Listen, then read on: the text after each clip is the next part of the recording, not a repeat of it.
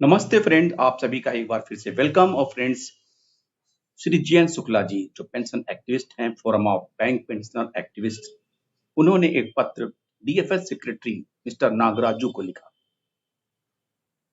Respected sir, instruct IBA to honour agreement.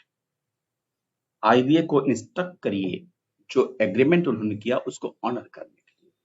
With regret to inform you that the management of banks IBA is not deterred from contempt of settlement entered with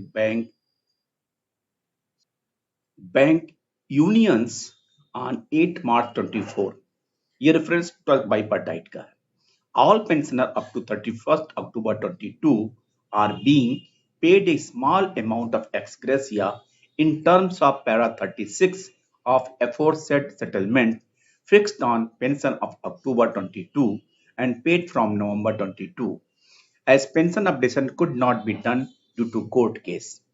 In terms of aforesaid settlement, the ex gratia amount was to be reviewed in April 24, which has not been done so far.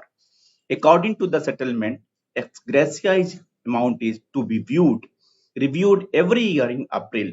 It was not done due in April 24 and is again due in April 25. You are well aware that since pension updation could not be done due to pending court cases, Honorable Finance Minister was kind enough to reduce the financial distress of pensioner by taking an ad hoc measures of ex gratia amount. Since ex gratia amount don't attract any dearness allowance, the annual review provision has been made in settlement from April 24, which the IBA is not honoring implementing.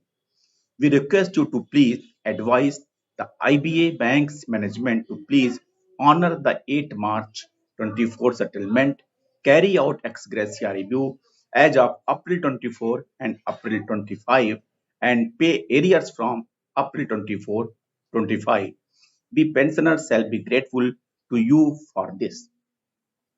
Friends, आज 3 अप्रैल को MC Singla case के बारे में हम बहुत आशावान थे, लेकिन जैसा कि हर बार की तरह इस बार भी केस टेकअप नहीं हुआ और कोर्ट 1 बजे अपने आप एग्जैक्ट टाइम से उठ गई। मैं इसको ऑनलाइन वॉच कर रहा था और शुरू में मर्डर केस आए, लेकिन अपने केस का नंबर ही नहीं आया। खैर, नेक्स्ट डेट कब लगता है अभी एग्जैक्टली पता नहीं है, लेकिन जो 8 मार्च एक्स ग्रेसिया के बारे में बात हुई थी, उसके बारे में शुक्ला जी का कहना है कि अप्रैल 24 में ड्यू था, वो नहीं हुआ। अब अप्रैल 25 आने वाला है, तो इसका कम से कम रिव्यू होना चाहिए। इस पे डीए एडमिसिबल होना चाहिए ताकि पेंशनर को कुछ रिलीफ मिल सके।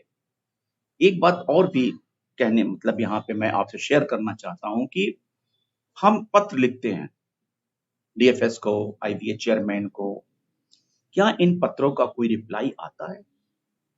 क्योंकि हमारे जितने भी एक्टिविस्ट पत्र लिखते हैं, उसके बाद ये नहीं पता चलता कि क्या कोई रिस्पांस आता है। जनरली आप अगर सरकारी विभागों में कोई चीज लिखते हैं किसी हायर पोस्ट को, तो उसका रिप्लाई आता है। तो क्या रिप्लाई आता है या नहीं आता है, इस बारे में भी हम जानना चाहते हैं, क्योंकि एग्जैक्टली ये पता चले कि इस हायर अथॉरिटीज को, जो डीएफएस सेक्रेटरी हैं, आईबीए चेयरमैन हैं अथवा फिनांस मिनिस्ट्री से, इन पत्रों का रिस्पांस क्या आता है।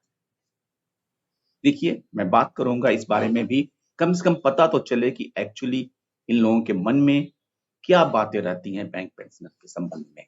थैंक यू फ्रेंड्स, नमस्ते।